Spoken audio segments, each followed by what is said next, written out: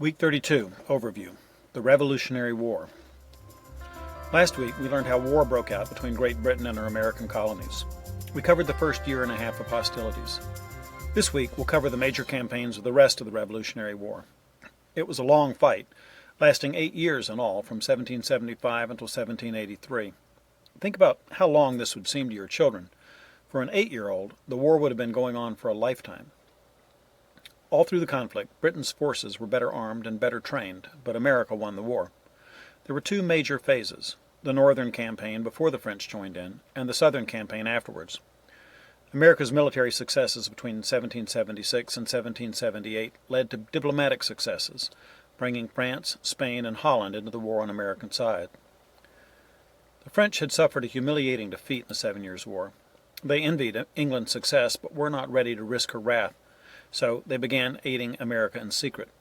From 1776 to 1778, France sent loans, gifts, and weapons. As Americans proved themselves in battle, France grew more bold. They signed a treaty of alliance in 1778 and began sending troops and ships. Spain joined the war in 1779 and the Netherlands in 1780. France wanted to impede England's control in the West Indies and India and weaken England's supremacy on the seas. King Louis XVI hoped that friendship with America would profit his kingdom in the future. Some of his subjects had other reasons for supporting the revolution. They had their own hopes for liberty. This foreign aid made victory possible, but it didn't come easily. The men who fought were volunteers, with little to no support from their own government. They were desperately short of food, clothing, and shelter. Soldiers alternately froze or baked, or went soaking wet for days on end. In the winter, they built their own unheated hovels. Many walked barefoot through the winter. Rations were always short or non-existent. Disease and starvation killed many unsung American heroes in the Continental Army.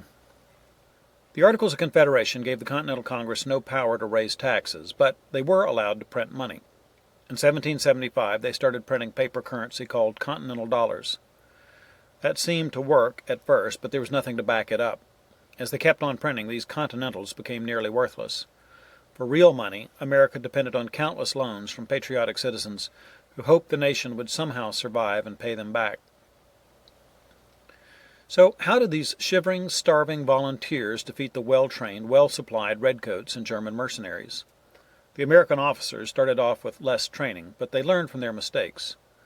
America lost its share of battles, and even armies, but they didn't give up the fight. Many British officers lacked the daring to make full use of the advantages they had. As America hung on and foreign nations joined the fight, Britain lost the will to win the war. The Revolutionary War can be divided into two major and two minor theaters. Britain lost the battle for the North early on, but was more successful in the South. Americans did well out west and better than expected on the sea. Let's pick up the thread of the war with the Northern campaign, where we left off last week. At the end of our study last week, British forces had taken New York City and were threatening Philadelphia. Washington struck back at Trenton and Princeton, then camped out for the winter at Morristown, New Jersey. Washington's overall strategy was clever but cautious. He knew that his troops would have trouble defeating Britain head-to-head, and he knew a big defeat would demoralize America and undermine any hope of foreign aid. His army therefore avoided large, pitched battles in open country. He would hold positions as long as it seemed expedient, but he didn't hesitate to run away to fight another day. He relied heavily on a network of spies to figure out his enemy's positions, and he used disinformation to keep his opponent off guard. Washington mastered the art of spreading rumors, leaking fake battle plans, or issuing false memos to mislead the British. In the spring of 1777, General Howe sailed his troops from New York City around into the Chesapeake Bay, advancing on Philadelphia from the south. Washington had received new weapons from France, and he stationed his revitalized Continental Army between Howe and Philadelphia, where the Continental Congress sat. The armies met on September 11, 1777, at Brandywine Creek. Howe encircled the American forces, who had to retreat. Howe took Philadelphia 2 weeks later. The Continental Congress fled to York, Pennsylvania, which briefly served as the capital of the United States. Washington struck back in early October, but his battle plan was too complicated for his troops. Fog descended, and patriots began shooting each other. America had to retreat a second time. Things looked bleak in Pennsylvania, but America did better in upstate New York. The British hoped to split the American colonies in half by holding the Hudson River Valley. They already held New York City at its mouth. Lieutenant General John Burgoyne started to move an army south from Canada, taking Fort Ticonderoga back from the Americans without a fight on July 6, 1777. Burgoyne found progress through the wilderness slow going. Patriots blew up bridges and cut down trees to block the roads. Snipers fired into the redcoat ranks from the woods. Burgoyne's army crawled south but began to run short of food and other supplies. The Continental Congress appointed popular Major General Horatio Gates to command the northern forces, and many New Englanders volunteered to join his army.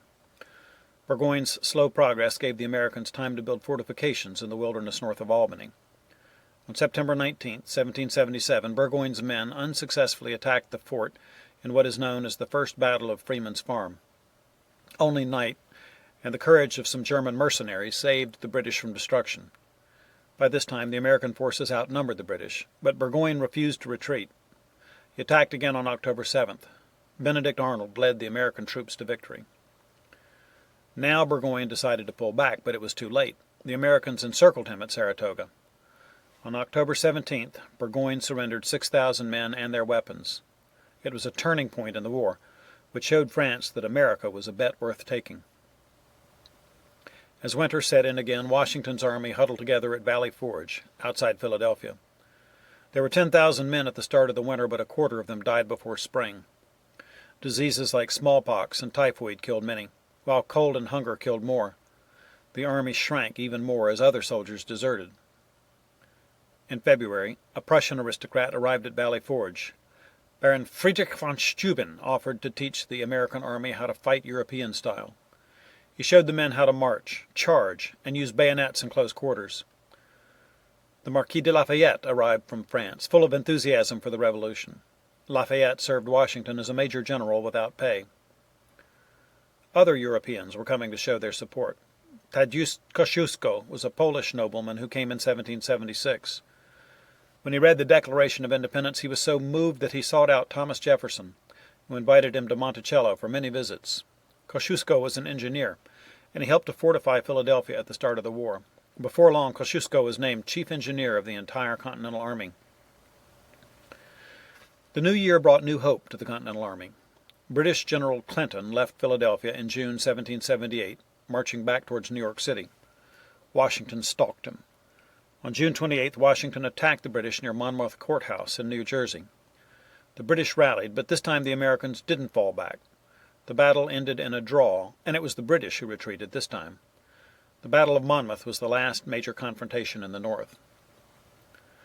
Washington tried to combine his forces with French fleets to drive the British out of New York City, but he was disappointed.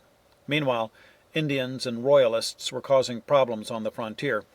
Washington had to send some forces to deal with Iroquois uprisings in western Pennsylvania and upstate New York. But now that France had joined the fight for America, Britain changed tactics. They stopped their drive in the north and began making their presence felt in the south, where they hoped for more support. There turned out to be less Royalists there than they expected, but they still won a series of battles. Britain took Savannah, Georgia, in 1778. From there, the Redcoats moved into South Carolina. Almost all of the American army in the South was forced to surrender when the British took Charleston in 1780. Almost all, but not quite. Francis Marion and other patriots kept up a guerrilla war in the swamps. The Swamp Fox, as Marion was known, kept the British off balance. Meanwhile, the Continental Congress attempted to raise a new Southern army. The American General Gates gathered militiamen near Camden, South Carolina, but an unexpected encounter with trained British troops caused them to panic. The American army was decimated. It was then, at America's lowest ebb, that Benedict Arnold changed sides. Arnold had been the hero of more than one American fight, but he had been passed over for promotion, and he objected to joining forces with France. Rejected, he turned bitter. He made plans to hand the important fort at West Point over to the British, but they were discovered before he could carry them out. His name has been an American synonym for treason ever since. American losses were grave in the South, but the United States did better than expected out west and at sea. British outposts on the frontier fell to George Rogers Clark. At sea, Captain John Paul Jones raided the coast of England in 1778. The next year, Jones's ship was crippled by the British warship Serapis and eventually sank. The British demanded his surrender, but Jones replied, "I have not yet begun to fight," He went on to capture the Serapis in that battle. In October 1780, Congress put a new general in charge of the Southern Army. General Gates had lost one too many battles. Nathaniel Greene took charge. Greene used his troops far more effectively than Gates had done. He split them up and moved them around, harassing the British forces. General Cornwallis tried to trap them, but wound up trapped himself in the Battle of the Cowpens in South Carolina. By 1781, the small rebel army was running circles around the larger but slower British force. Cornwallis moved the British army to Virginia, a sign of weakness, because the Carolinas were far from secure. He had failed in his essential mission to roll up the American rebellion from the southern edge. He took a defensive position near the coast at Yorktown. French and American forces pinned him down there. By September 1781, Cornwallis knew he was trapped on that peninsula. He surrendered his army of more than 8,000 men on October 19, 1781, while his band played "The World Turned Upside Down." The British started peace negotiations in Paris the next year. Benjamin Franklin, John Adams, and John Jay negotiated for the United States. Congress gave them clear instructions to consult with France before agreeing to anything, but these three went ahead and signed a preliminary treaty of peace with Britain on November 30, 1782. Congress decided to approve the treaty anyway. It was signed on September 3, 1783. The treaty recognized the United States as a sovereign and independent nation and established its borders. Britain gave up all land east of the Mississippi and south of Canada. Spain got Florida. The United States got the rest. When the American Revolution began, a British victory seemed inevitable. How could a band of ragtag colonists ever hope to defeat the global empire of King George? By the end of the war, however, the tables turned. How could Britain possibly prevail against a continent full of patriots backed up by the weapons and warriors of France, Holland, and Spain? Many factors contributed to America's victory. The unpaid volunteers who marched barefoot through the snows of Valley Forge contributed. George Washington's character and courage contributed. Patriotic citizens who pledged their lives, their fortunes, and their sacred honor contributed to the victory. These heroes loved liberty more than life itself. America will always be in their debt.